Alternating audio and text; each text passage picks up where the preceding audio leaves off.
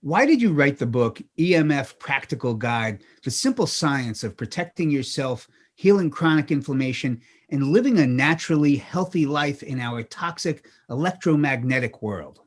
Yes, great question, Ben. So I wrote that book really quite simply following what happened to me one day in 2002. That's to say, I had a reaction to my cell phone out the blue, and this set on course a series of events which turned my world upside down. I became I was reacting to my cell phone. That's all I knew at the time, because people say, well, how did you know it was your cell phone? Because it was so damn painful. Literally from one moment to the next, I was in extreme pain, really, very, very quickly. And there was these immediate symptoms which I was experiencing, like prickly skin, what I now call hot head, hot ear. And then there were these kind of medium-term symptoms, which were massive fatigue, brain fog, and then kind of longer-term symptoms, problems with concentration, all kinds of kind of neurological symptoms, if you want. And then beyond that, there were more sort of medium to long-term symptoms. It's not funny, but which were digestive problems, weight loss, weight gain, and so on and so forth. And it started with the cell phone, and then I started reacting to my computer, the radio in the car, the TV, even the corded landline. And quite frankly, then my life became a living hell. And for 2 years, I pretended that I was okay, that because the doctors couldn't find anything wrong with me. And I went from specialist to specialist, and they were all saying, no, no, no, you're fine, you're fine. But I knew that there was something going on. And then I came across an article in the Daily Telegraph, which was quite a highbrow newspaper at the time, about a CEO of a British food group who couldn't use a computer, couldn't use a cell phone, was running around in a clapped out old car, was dictating everything to his secretary, and they gave a name to what he was experiencing, which was electrical hypersensitivity. And that was like eureka for me, because I thought I was going crazy with all of this. I thought I was literally the only person on the planet.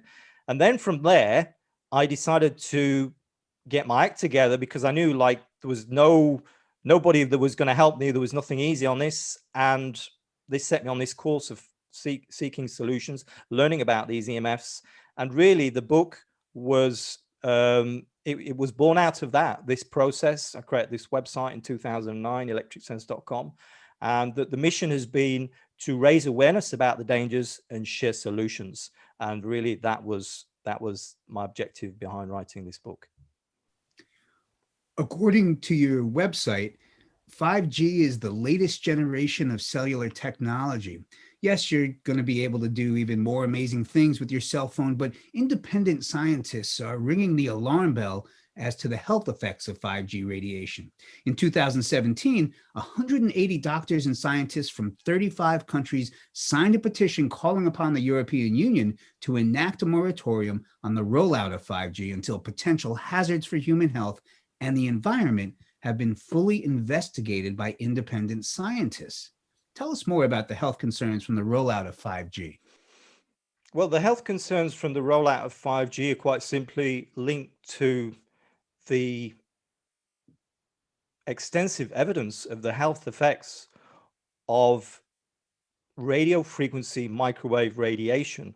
And that's to say, when you use a cell phone, Ben, when we use a cell phone, this is what you are exposing yourself to. This is what we're exposing our children to. This is what we're exposing our world to humanity, but every living thing on the planet. And these are non-natural frequencies. And there are thousands of studies, which I know we're going to get into in a little while, which are showing very clearly that there are adverse biological effects, adverse biochemical effects to these exposures. And what's going on with the 5G? So 5G is the latest generation of this technology, this cellular technology.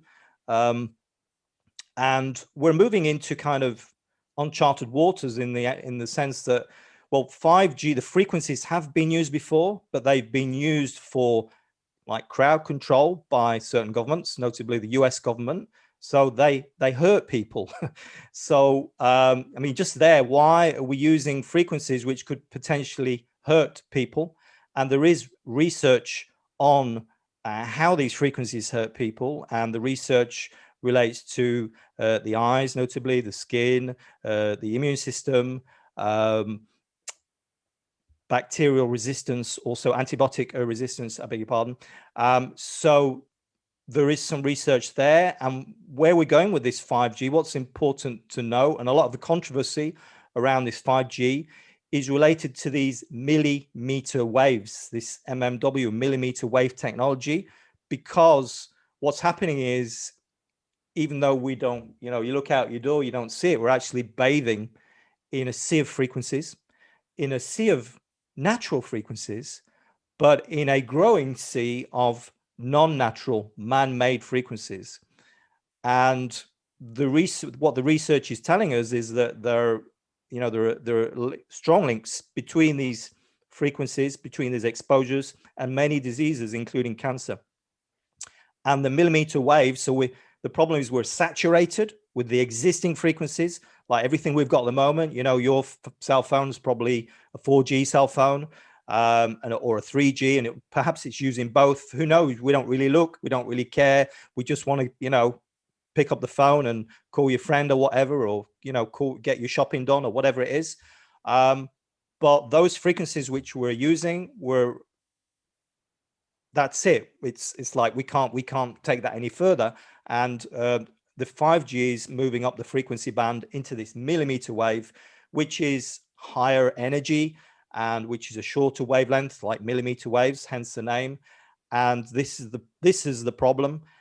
And the fact that how this is actually being rolled out is, it's to make this work, because these frequencies don't penetrate. I don't want to get too technical straight away here, but the way these frequencies work is the higher the frequency, then the less the penetrative power or the penetrative effect. And therefore, the more the power we have to push behind it.